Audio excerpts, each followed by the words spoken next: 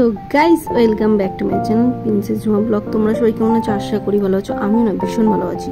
তো যাই হোক, বেশি কথা বলবো না। তো তার আগে দেখো, আমি একটু সাজুগুজু করে নিয়েছি। তো অনেক দিন ধরে ভাবছি একটু বেরোবো, তো হচ্ছিল না। তো আজকে বেরিয়েই পড়লাম। তো গরম দেখে আর কোনো লাভ নেই।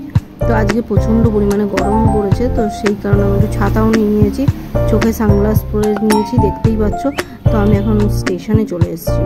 কারণ হচ্ছে আমি যাচ্ছি, একটা দিদি আর আমি যাচ্ছি এক জায়গায়, তোমাদের সঙ্গে শেয়ার করব, সেটুকুও দেখো। তো অনেক দিন ধরে ভাবছিলাম যাবো হয়ে উঠছে না। তো আমি এখন এখানে দাঁড়িয়ে রয়েছি। তো এখনই আসবে ওই দিদি। তো দিদি আর আমি বেরিয়ে যাব। তো ওই দিদি আর আমি এসেও গেছে অলরেডি, দেখতে পাচ্ছ। আমরা অটোতে উঠে গেছি। তো দিদি লেট করেছে। তো আমার খুব গরম লাগছিল, খুব কষ্ট হচ্ছিল, কিন্তু কিছু করার নেই। তো তার মধ্যেও দিদি আসবে বলেছে, যতক্ষণে আমি তো আর দিদিকে ফেলে রেখে চলে আসতে পারি না। তো দিদি আর আমি বেরিয়ে গেলাম। তো গঙ্গার হাওয়া সুন্দর, এত সুন্দর হাওয়া যে কি বলবো। এই হাওয়া খেতে খেতে মেট্রো স্টেশনে পৌঁছে গেলাম। তো দেখতে পাচ্ছ, মেট্রো স্টেশনে এসে দিদি লাইনে দিয়েছে। আর এত ভিড় যে কি বলবো, লাইনে দেখো প্রচুর লোক। আমি তো মানে ভিমড়ি খেয়ে গেছি, এতটাই লাইন পড়ে মেট্রো স্টেশনে, আমি ভাবতে পারিনি। তো যাই হোক, যথারীতি মেট্রোতে আমি উঠে গেছি। তো উঠে আমি ভাবলাম যে যাই, গন্তব্যস্থলে বেরিয়ে গেলাম। তো দিদি আর আমি এখন গল্প করতে করতে আমাদের সঠিক রাস্তাটায় আমরা চলে এসেছি। তো এতটাই গরম, এতটাই রোদ যে আমরা পারছিলাম না। তো যাই হোক, আমরা এই দোকানটায় এসেছি, এই দোকানটা থেকেই আমরা জিনিস নিচ্ছি। তো এখানেই আসার জন্যই আমরা তোমাদের সঙ্গে শেয়ার করতে পেরেছি, এটাই আমার কাছে অনেক বড় জিনিস। কারণ অনেকদিন ধরে ভাবছি আসবো করে হচ্ছিল না। তো আজকে চলেই এসেছি। তো পার্লারের জিনিস কিনতে এসেছি, বুঝতেই পারছো তো কি কারণে এসেছি। তো দিদিও নিচ্ছে আর আমিও নেব, এখনও নেওয়া হয়নি। তো এখানে চলে এসেছি। এখানে এত জিনিস নিয়েছে দিদি, দেখতে পাচ্ছ, প্রচুর জিনিস নিয়েছে, প্রচুর।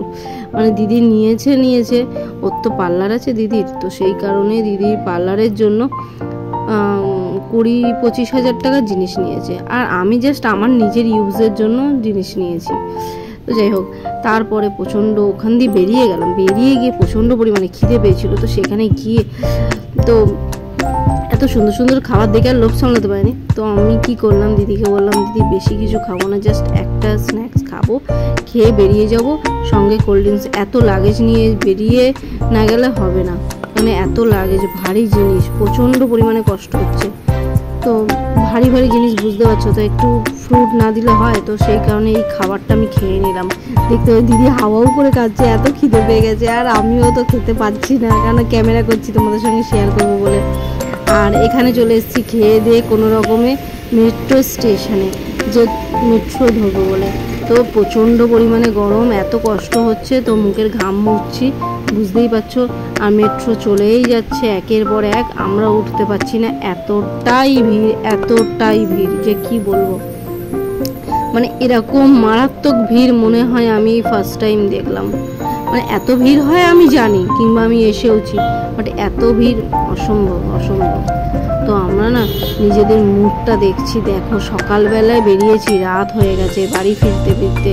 আমরা বাড়িতে ঢুকেছি তখন 8টা বেজে গেছে। যাই হোক, অত কথা বাড়িয়ে লাভ নেই। দেখতে পাচ্ছ, আমরা এখন বাড়ির দিকে রওনা দিচ্ছি, কারণ অনেক রাত হয়ে গেছে।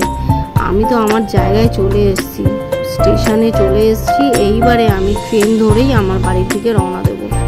তো দিদির বাড়ি চলে গেছে, আর আমি এখন আমার ট্রেনে উঠে গেছি, স্টেশনে আমার গন্তব্যস্থলে চলে এসেছি। তো টাটা গাইস, বাই।